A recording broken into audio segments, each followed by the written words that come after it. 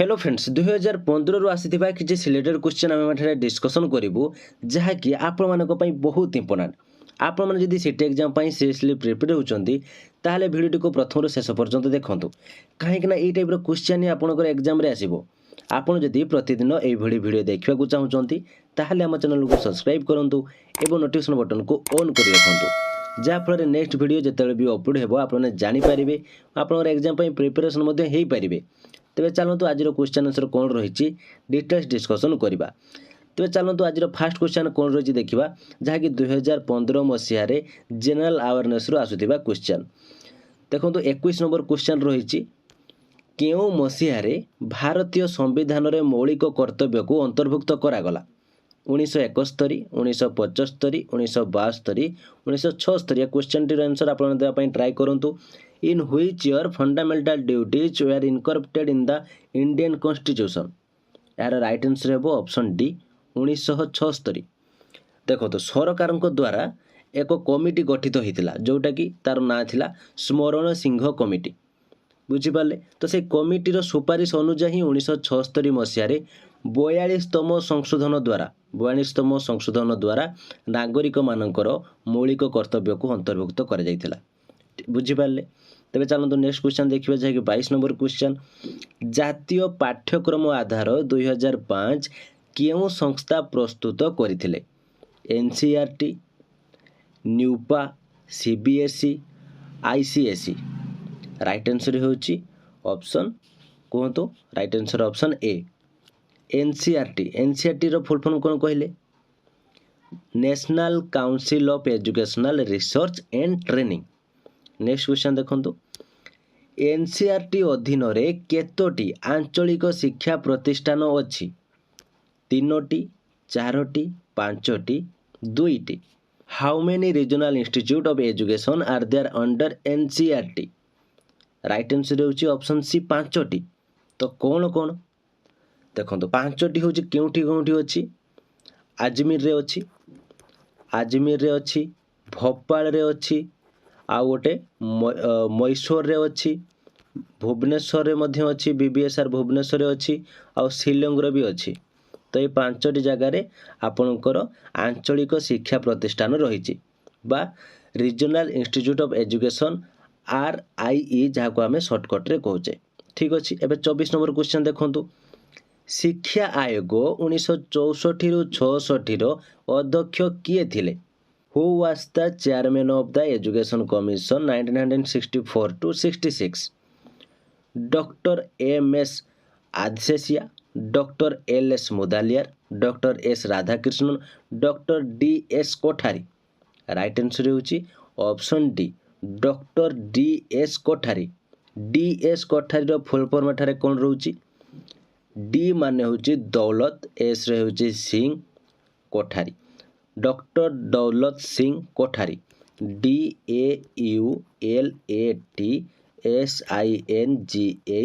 कोठारी। ठीक अच्छे। Next question देखो कौन रही लाफिंग गैस रो रासायनिक नाम कौन nitric oxide nitrogen oxide nitrogen pentoxide nitrous oxide. What is the chemical name of laughing gas. यार राइट आंसर होची ऑप्शन डी नाइट्रस ऑक्साइड। ठीक अच्छे। ये क्वेश्चन टी बहुत टाइम एग्जाम रे आसे यार आंसर को भल भाव मन रखिथे। लाफिंग गैस रो रासायनिक नाम होची नाइट्रस ऑक्साइड। एनिमल फार्म पुस्तकर लेखक किए who is the author of the book Animal Farm Leo Tolstoy George Orwell John Hydren John Dryden SM only. Right answer होची ऑप्शन बी जॉर्ज ऑरवेल। तो यह केबे पुस्तकटी केबे आपन रिलीज होइतिला बा केबे पब्लिश होइतिला यह होची 1945 भल भाव मन रखिथिबे। जॉर्ज ऑरवेल द्वारा एनिमल फार्म 1945 रे पब्लिश होइतिला। ठीक अछि। नेक्स्ट क्वेश्चन देखंतु कोन रहिछि जहा कि हमर 27 नंबर क्वेश्चन भारतर प्रथम साधारण निर्वाचन क्यों मसीह अनुष्ठित होइतिला in which year was the first general election held in India 1947 48, 1949 50, 1950 51, 1951 52। तो यार राइट आंसर होଉଛି कौन कहतु? राइट आंसर होଉଛି ऑप्शन डी 1951 52। तो देखो एठारे 1951 52 एठारे मैं आपको भल भाव बुझे दूची 25 अक्टोबर 1951 21 फेब्रुआरी 1952 मध्य साधारण निर्वाचन अनुष्ठित होता। यह हूँ स्वाधीनता पर माने आम देश स्वाधीनता होगा पर फास्ट निर्वाचन होता जहाँकि लोकसभा को ये निर्वाचन फास्ट होता। बुझीपारे? तेज चलतु नेक्स्ट क्वेश्चन को जीवा। निम्नलिखित मध्यरु केउटी प्राचीन भारतर शिक्षादान केन्द्र नथिला? Which of the following was not a center of learning in ancient India? Takshashila, Nalanda, Vikramshila, Kaushambi. Right answer option D Kaushambi. Next question देखंतु कौन रही। अर्थनीतिर जनक बोली काहाकू कुहाଯାଏ? जे.एम. किन्स, माल्थस, रिकार्डो, आडम स्मिथ। अर्थनीतिर जनक बोली काहाकू कुहाଯାଏ माने who is called the father of economics. A question बहुत time exam रे आसे, या 2015 रे आसीथिला। आपण माने कहंतु यार राइट आंसर टी कोन हेबो? राइट आंसर होची ऑप्शन डी आडम स्मिथ। तो आडम स्मिथ विषय में आउ एक क्वेश्चन आसे, द वेल्थ ऑफ नेशन किए लिखिथिले? द वेल्थ ऑफ नेशन किए लिखिथिले बा केबे लिखिथिले? तो देखंतु आडम स्मिथ होची अर्थनीतिर जनक माने father of economics Adam Smith को कहा जाए। और आडम स्मिथ 1776 मसीह एक बुक पब्लिश करथिले जार ना हेउची the wealth of nation. The wealth of nation. तो से बुक पाई से बहुत फेमस होते। तो यहाँ आप मन रखिथे 1976 मसीह आडम स्मिथ एक बुक पब्लिश करथिले, जो बुक द्वारा से बहुत फेमस होते। से बुक नेम होची the wealth of nation. Clear? Next question देखंतु। प्रथम पंचवार्षिक योजन निम्नलिखित मध्यरु केउटिकु अधिक गुरुत्व दिया जाइथिला? कृषि, कलकारखाना, व्यवसाय, वाणिज्य। देखो ये जो पंचवार्षिक योजना यहाँ पर क्वेश्चन आसे आपंकर एग्जाम रे, तेणु पंचवार्षिक योजना विषय जहाँ भी आप क्वेश्चन आंसर रही है भल भाव प्रैक्टिस करेंगे। भल भाव क्वेश्चन टी देखो, which of the following was given the highest priority in the first 5 year plan? यार राइट आंसर होची ऑप्शन ए कृषि। तो प्रथम पंचवार्षिक योजन कृषि, जलसेचन एवं शक्ति प्रकल्प को सर्वाधिक प्राधान्य दि जाइथिला। ठीक अच्छे। तो कृषि जगार जदि आप जलसेचन था कि शक्ति प्रकल्प था ताहले तार आंसर मध्य ठीक होता। प्रथम पंचवार्षिक योजन कृषि, जलसेचन एवं शक्ति प्रकल्प को सर्वाधिक प्राधान्य दि जाइथिला। ठीक अच्छे। नेक्स्ट क्वेश्चन देखो कौन रही, जहाँकि आपंकर टीचिंग एप्टीट्यूड रु आसुची। पाठ्यदान समय शिक्षकों मुख्य लक्ष्य कौन हेबा उचित? छात्र माने पाठ्यपुस्तक को मुखस्थ करंतु, छात्र माने पाठ्यवस्तु को बुझंतु, छात्र माने पाठ्यवस्तु उपरे भल नंबर रखंतु, छात्र माने पाठ्यवस्तु को उतारिबारे सक्षम हुंतु। पाठ्यदान समय शिक्षकों मुख्य लक्ष्य कौन हेबा उचित? What should the teacher aim at while teaching? Right answer होची ऑप्शन बी छात्र माने पाठ्य वस्तु को बुझंतु।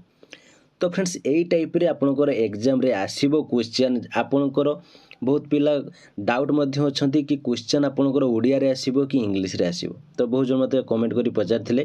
तो आपण माने मन रखंतु आपनकर जो इंग्लिश रे जो आपनकर 10 मार्क आसीबो से आपनकर इंग्लिश रे ही आसीबो। इंग्लिश रे 10 मार्क आसीबो। आ आपनकर ओडिया रे जो अछि 15 मार्क, ओडिया रे ता मध्य ओडिया रे 15 मार्क आसीबो। ये सब इंग्लिश लैंग्वेज ये रहिबो, ये ओडिया लैंग्वेज रहिबो। बाकी जते सब आपनकर नेक्स्ट क्वेश्चन रहिला से सब आपनकर एई टाइप रे इंग्लिश रे भी मध्य आसीबो, ओडिया रे भी आसीबो। आपनकर जे टाइप रे सुविधा हबो आपण माने सेई लैंग्वेज को सिलेक्ट करिवे एवं आपण माने एग्जाम देबे। ठीक अछि। एबे आपण माने यहाँ पर क्लियर। तबे चलतो आमे क्वेश्चन ऊपर को जिबा। शिक्षार मुख्य लक्ष्य कोन? What is the main goal of education? 3Rs बा पठन, लिखन और गणितर शिक्षादान, सामाजिक आचार व्यवहार शिक्षादान, अंतर्निहित शक्तिर विकास साधन, धंदामूलक शिक्षादान। राइट आंसर होची ऑप्शन सी अंतर्निहित शक्तिर विकास साधन। प्राथमिक स्तर रे शिक्षक शिक्षार गुणात्मक मान नियंत्रण निमंते केउ अनुष्ठान कार्यरत?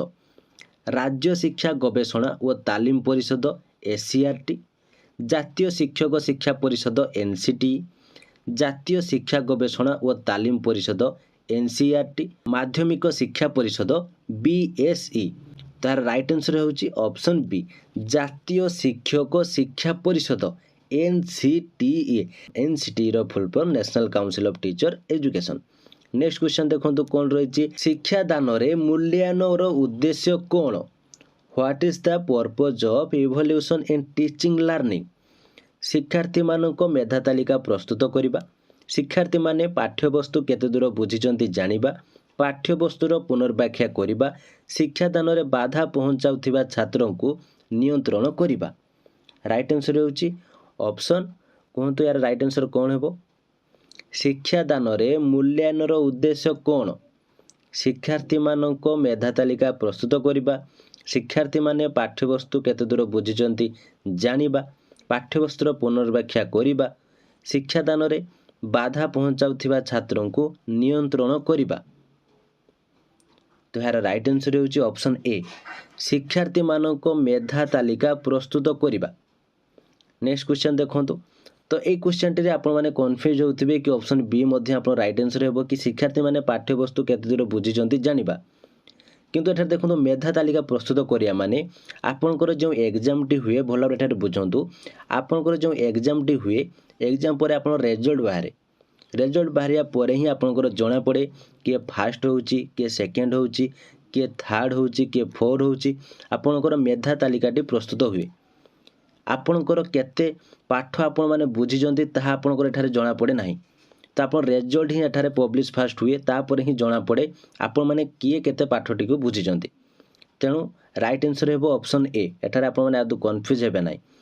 नेक्स्ट क्वेश्चन देखंतु कोन रहिची जदि जणे छात्र श्रेणी रे गोळमाळ करूथाय शिक्षक प्रथमे कोन करिबा उचित? When a student is creating disturbance in the class what should the teacher do? छात्र को श्रेणी कक्षर बाहर करदेबा, छात्रर पितामाता बा अभिभावकों को स्कूल को डकाइबा, छात्र को शारीरिक दंड विधान करबा, छात्र को सामना बेंच रे बसाइबा। राइट आंसर होची ऑप्शन डी छात्र को सामना बेंच रे बसाइबा। आ आपण माने केते थर बसिचंती मते कमेंट बॉक्स रे जणेबे। नेक्स्ट क्वेश्चन देखंतु कोन रहिची सामाजिक पाठ निमंते सबुठु भलो शिक्षादान पद्धति कोन? What is the best method to teach social study? पर्यवेक्षण पद्धति, मुखस्थ करिबा पद्धति, देखो और लेख पद्धति, परीक्षामूलक पद्धति। राइट आंसर होची ऑप्शन ए पर्यवेक्षण पद्धति। जदि तुमे श्रेणी रे पाठ्यदान कला बेले जणे छात्र अन्य मनस्क थाय ताहाले कोन करिवो? If a child is absent minded in your class what will you do? तार दृष्टि आकर्षण करने को ता उपर को खंडे चौक फोपाड़िबो, प्रधान शिक्षक बा प्रिंसिपाल को रिपोर्ट करिबो, छात्रर पितामाता को रिपोर्ट करिबो, छात्रर निकट को जाई तार अन्य मनस्कतार कारण अनुसंधान करिबो। राइट आंसर होची ऑप्शन डी छात्रर निकट को जाई तार अन्य मनस्कतार कारण कौन अनुसंधान करिबो। जदि जणे छात्र गोटे विषय को छाड़ी अन्य समस्त विषय रे पास करी थाई तबे शिक्षक कौन करिबा उचित? If a child has pass in all subjects but one what should the teacher do?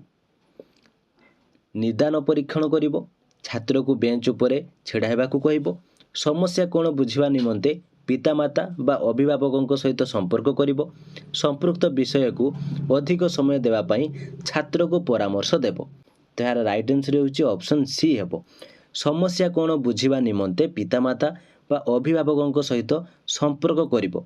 तो आपण माने मध्य एठारे भाबुथिबे ऑप्शन डी हेउजे राइट आंसर हेबो कि एठारे दिया जायछि संपृक्त विषय को अधिक समय देवा पई छात्र को परामर्श देबो। किंतु यह आपनकर ऑप्शन राइट आंसर हबो नाही कौन पाई देखंतु एठारे भल भाबरे प्रथमे बुझिया पई ट्राई करंतु। एठारे जो क्वेश्चन गुडी आपनको एठारे से पचारुची तो एठारे से आपनको जने टीचर हिसाब रे नउची एवं एठारे जो पिला मानको कथा से कहूची जने छोट पिला कथा कहूची जे कि प्राइमरी बा अपर प्राइमरी क्लास रे पढुथिबो। तो तो आपन जदि जड़े छोट पिला को जदि कहे कि आपंकर जदि मैथ्रे तार वीक से अच्छी कि मैथ तार होना जदि कहे तू मैथ्रे सब भल भाव में पढ़ तो से निजे केवे भी पढ़ो ना। तेणु आपन जदि तार पेरेंट्स सहित डिस्कसन करेंगे कौन पर से पढ़ुना सबुथ पास होची किंतु मैथ्रे ही से फेल हो मैथ्रे तार कम मार्क रोचे तेणु ता घर लोक जदि सपोर्ट करेंगे ता घर लोक जदि फोकस करेंगे ताहले से मैथ्रे पढ़ी पारिबो बा मैथ्रे ता प्रति तार नॉलेज बढ़िबो। तेणु से हिसाब से यार आंसर हम ऑप्शन सी समस्या कौन बुझा निमंते पितामाता बा अभिभावकों सहित संपर्क करिवो। आपण माने एठारे गोटे कथा मन रखि थांतु आपनकर ए जो टीचिंग एप्टीट्यूड जहाँ भी क्वेश्चन आसीबो आपनको बहुत ए टाइप रे क्वेश्चन आपनकर कंफ्यूज रहिबो। तेणु आपण माने आंसर देवा पूर्व बारंबार आपण माने चिंता करंतु कि जहाँ भी आंसर देउचंदी ता ठीक रहउची कि नाही। आपण माने भला भाबरे क्वेश्चन टी को बुझिबे आंसर तार ऑप्शन गुडी को बुझिबे तापर जाई आपण माने आंसर देबे। ठीक अच्छे तो यही टाइप आम मैंने बहुत गुड़े क्वेश्चन आम स्पेशल क्लास रे डिस्कसन करूँ यही टाइप बहुत गुड़े सिलेक्टेड क्वेश्चन रही मैथ क्लास ऑल सब्जेक्टर क्लास आम सेटारे सिलेक्टेड क्वेश्चन डिस्कसन करूँ। जदि आप भी जॉइन ही ना आम क्लास रे ताले एबे भी आपन पाखे टाइम अच्छी एबे भी जॉइन ही आप प्रिपेयर करेंगे। तो जॉइन होगापी चाहूँगे दिया व्हाट्सएप नंबर जॉइन लिखि मेसेज करूँ आम आपको डिटेल्स इनफॉरमेशन जनईदेबू आपने अति सहजरे जॉइन ही आती दिन भी बाकी रहा आपंकर एग्जाम आपण मैंने प्रिपेरेसन हो पारे और आपंकर एग्जाम रे सक्सेस पाइपर। तेज चलते एवं आम क्वेश्चन उपरकू जावा आम क्वेश्चन कौन रही शिक्षादान करने निमंते सर्वोत्कृष्ट समय केउंटी what is the best time for teaching जेतेबेले शिक्षक शिक्षादान निमंते प्रस्तुत थिबे जेतेबेले छात्र शिक्षा ग्रहण निमंते प्रस्तुत थिबे जेतेबेले संपृक्त विषय पई पीरियड प्रस्तुत थिबो जेतेबेले श्रेणी रे समस्त छात्र उपस्थित थिबे। राइट आंसर होउची ऑप्शन बी जेतेबेले छात्र शिक्षा ग्रहण निमंते प्रस्तुत थिबे।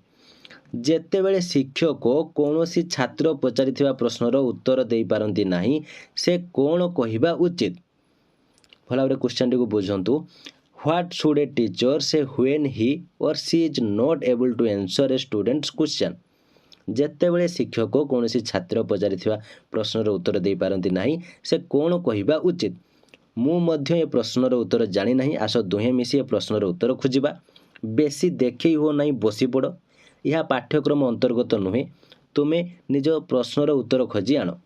तेणु यार राइट आंसर टी कौन हेबो आपण माने मते कमेंट बॉक्स रे जणातु मु भी जानिया पई चाहूची कि जदि आपण माने फ्यूचर जने टीचर हेबे एवं आपण को एई टाइप रो केबे किछि फेस करिया पई पड़े कि आपण को जने स्टूडेंट आपण किछि क्वेश्चन पचारे तेणु आपण माने एई चारोटी ऑप्शन रु ता सहित क्यों ऑप्शन टी आपण मानकर ठीक रहिबो।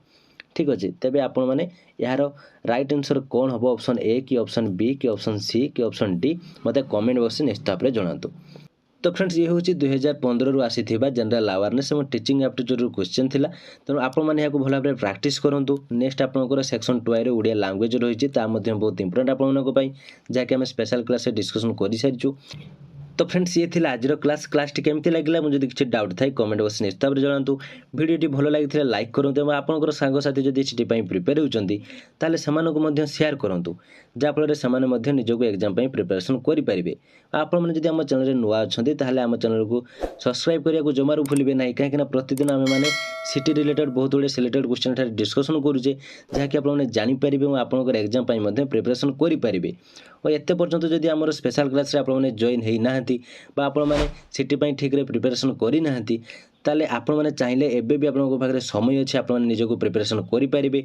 आम आपको प्रॉपर गाइड करदेबू जहाँ भी कम समय रहा आपण मैंने आराम से प्रिपेरेसन करेंगे और सक्सेस पाइपर। तो तापाई हेले आमर स्पेशल क्लास आपको जॉइन होगापी पड़ो। तो जॉइन होगापी दिया व्हाट्सएप नंबर जॉइन लिखि मेसेज करूँ आम आपको डिटेल्स इनफॉरमेशन जनईदेबू और आप अति सहजरे जॉइन हो आप निजर प्रिपेरेसन करेंगे। तो आज ये थैंक यू।